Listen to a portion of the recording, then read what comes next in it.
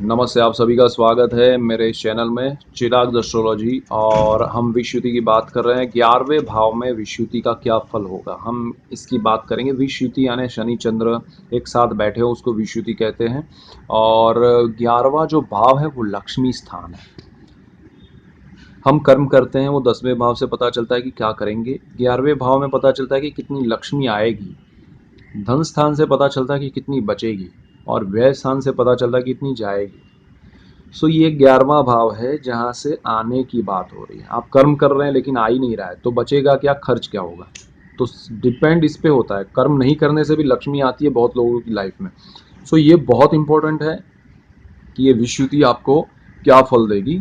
11वें भाव में विषुवति जो है वो लक्ष्मी, अगर आपका देखिए नीच की राशि है चंद्र या शनि की, यानी कि मेष की विषुवति है या वृश्चिक की है, तो आपको लक्ष्मी के लिए बहुत तड़पना पड़ेगा। आप कभी भी आपके फोर फादर्स की जो भी प्रॉपर्टी है, बिजनेस है, उसमें से आपको कुछ मिला है हिस्सा, बड़ा हिस्सा, लाखों में या करोड़ों में जो भी है, एक्स अमाउंट आपको मिला है, वो आपका खर्च बर्बाद हो जाएगा, खर्च हो जाएगा। उस पर ध्यान रखिएगा। ये विषुवति अगर नीच के हो रही है, सो वो ये विषुवति आपको बहुत मतलब तकलीफ पहुंचा सकती है, एंड स्ट्रगल आपकी बदल जाएगी, लाइफ आपकी बदल जाएगी, आप बर्बाद हो सकते हैं।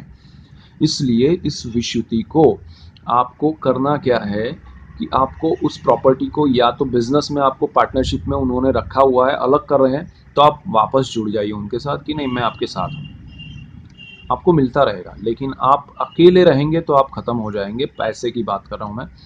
आप अपनी वाइफ या डॉटर या पेरेंट्स के नाम पे प्रॉपर्टी, पैसा, सब कुछ रख सकते हैं जब शनि या चंद्र की, या शनि चंद्र की दशा, अंतरदशा, महादशा आए, प्रत्यांतर दशा आए तब। बिकॉज ये टाइम में आपको खोना ही है। नीच के शनि या चंद्र या मतलब मेष में या वृश्चिक में हो, दो में से एक राशि हो 11वें भाव में, और शनि चंद्र वहाँ बैठे हैं, उनके लिए मैं बात कर रहा हूँ। ऑपोजिट है, उच्च का है, तो आपको प्रॉपर्टी सामने से मिलेगी, सब कुछ होगा, बट आप उससे अलग रहेंगे।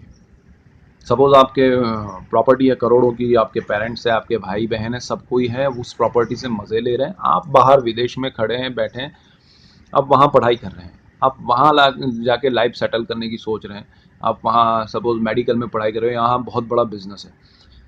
सो ये शनि चंद्र आपको उस प्रॉपर्टी का मालिक बनाएगा, लेकिन आप जो कमाने वाले वो अपनी मेहनत की रोटी कमाएंगे, पैसा कमाएंगे, और वो अलग ही होगा। सो ये आपको एक अलग तरीके से आगे बढ़ाएगी ये युति। एंड नॉर्मल वे में है अगर, तो आप अपने उस पैसे को खर्च भी करेंगे, सब कुछ करेंगे, लेकिन अपने परिवारजनों की तरह उसको एंजॉय नहीं करेंगे, क्योंकि आपको लक्ष्मी से एक लगाव होने के बावजूद आपकी सोच ये रहेगी कि पैसा ही सब कुछ नहीं है। आप दूसरों को डोनेट भी करेंगे, दूसरों के लिए कुछ करेंगे, और हो सकता है आप किसी को जताए नहीं या बताए भी नहीं।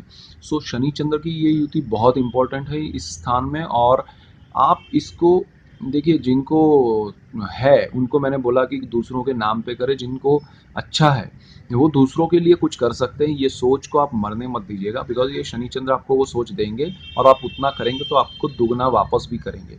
यस। सो ये शनि चंद्र बिल्कुल सामने अभी जो है वो 5वां भाव है, वो संतान का भाव है, प्रेम का है। तो जिनको प्रेम या उसमें है उनको तकलीफ हो सकती है, उनको प्रेम योग होगा, शादी का नहीं होगा। अगर वहाँ शुक्र मंगल राहु का जो योग हो रहा है अगर, तो ये शनि आपको प्रेम नहीं देगा।